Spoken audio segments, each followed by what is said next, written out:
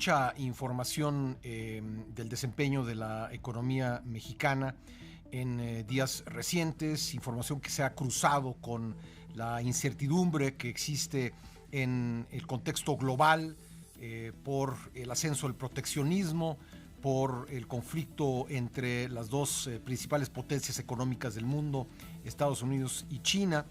Incertidumbre a la que ahora se suma el conflicto político militar en Medio Oriente entre Estados Unidos e Irán, y pues en este contexto no parece francamente posible alcanzar los niveles de crecimiento que la economía mexicana requeriría. Recuerde usted que en campaña el presidente Andrés Manuel López Obrador habló de que la economía mexicana, ese era su objetivo, crecería 4% anual y 6% al final del sexenio. Después, se prometió un crecimiento de 2% para el 2019 y pues recientemente tanto la OCDE como el Banco Mundial pues han dicho que a reserva de que se presenten los datos oficiales dentro de unos días, pues el crecimiento en 2019 será cero y en el 2020 apenas arriba del 1%. Vamos a hablar sobre este panorama, las conclusiones de la reunión entre la OCDE, la Secretaría de Economía, el Consejo Coordinador Empresarial y el Consejo Ejecutivo de Empresas Globales, con Claudia Janes, quien es presidenta justamente de este Consejo Ejecutivo de Empresas Globales. Claudia, gracias por estar con nosotros. Muy buen día. Pascal, muy buen día. Yo quiero saludarte y feliz año. Igualmente, bueno, ¿cuál es el panorama económico de México para este 2020, de acuerdo con los estudios de ustedes y de acuerdo con la información que se compartió en esta reunión? Mira, la verdad es que ayer tuvimos una reunión, como comentabas, muy productiva. También nos acompañó la secretaria Graciela Márquez. Quisiera yo un balance de los últimos 365 días. México no fue la excepción de un entorno global muy complicado. El doctor Gurría lo confirmaba. Hay una desaceleración global. Sin embargo, como comentabas, en México el tener 0% de crecimiento o de Producto Interno Bruto en el 2019 y 1 en el 2020 es inaceptable, Pascal, sobre todo tomando en cuenta que tenemos todas las condiciones para aprovechar esta desaceleración global y traer inversiones a México. Primero, con un tratado de libre comercio con Estados Unidos y Canadá, que esperemos que apruebe ya en los próximos días.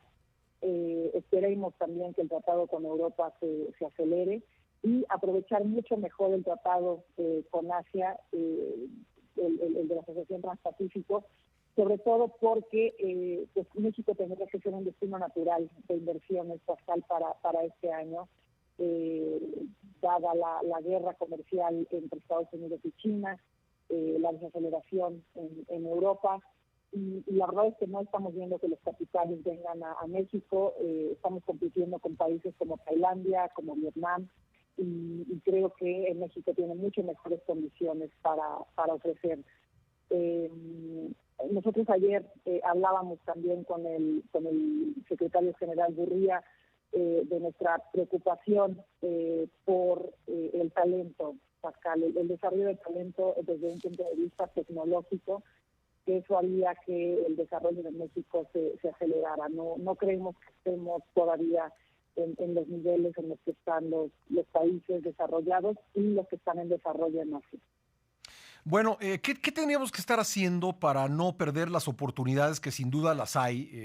El enfrentamiento entre China y Estados Unidos, pues en teoría le abre la posibilidad a México de atraer inversiones y sin embargo, tú nos lo dices, esas inversiones no están llegando. ¿Cuál es el ABC, digamos, de lo que tendríamos que estar haciendo como país para pues evitar los peligros del entorno internacional y aprovechar las oportunidades? Mira, nosotros hemos insistido, Pascal, y hemos hablado desde el año pasado también contigo en los espacios que nos has dado. Urge tener una visión de país de largo plazo, clara. ¿Y a qué me refiero con esto? Literalmente acciones y estrategias muy claras en materia de infraestructura, de educación, salud, energía, no se diga, y sobre todo, como comentaba antes, en investigación y desarrollo tecnológico. Nosotros creemos que y confiamos en que el secretario Herrera ya lo comentó, en que finalmente vamos a ver un poco más de cultura en el gasto público. Celebramos el que seamos tan prudentes en las finanzas públicas. Sin embargo, sí creemos que el gasto público tiene que acelerarse primero a través de licitaciones claras. También celebramos el combate a la corrupción. Y si tenemos unas licitaciones con bases claros, con contratos claros, debe de haber ya una participación abierta del sector privado que ayude a generar esto, que es traer más inversión a México. Segundo, yo creo que tenemos que seguir siendo un participante activo y centrado en una economía competitiva y abierta.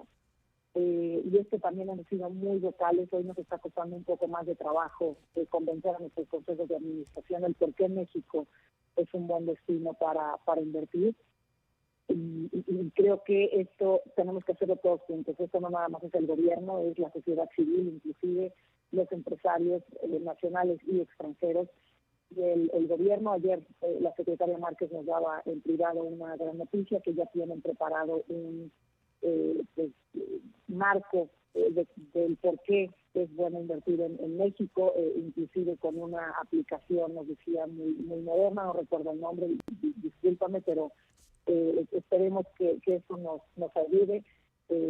Escuchamos también al presidente y a los secretarios hablando con los embajadores acerca de promover a México. Pero eso es lo que tenemos que hacer. Sí, déjame detenerte en ese punto porque es interesante lo que me estás diciendo, Claudia. Me dijiste, nos está costando trabajo convencer a los consejos de administración de sus respectivas corporaciones de invertir en México, que México es un destino atractivo. Cuando se expresan algunas dudas o cuando se hacen preguntas, ¿cuáles son los principales temas que salen a flote? Mira, yo creo que es a lo mejor un tema de percepción, porque cuando nosotros explicamos y analizamos pues, la mayor parte de la legislación, y en general no me voy a referir a una en particular, la legislación ahí está, podríamos pensar que es clara, pero a veces los mensajes que se mandan hacia afuera en una retórica a lo mejor del día a día, es lo que nos complica. La verdad es que el gobierno federal con nosotros se ha portado muy abierto, muy amable, en privado. Las reuniones que tuvimos el año pasado, tanto en público como en privado, han sido muy buenas. Sin embargo, sí creo que algunas señales generan pues nerviosismo.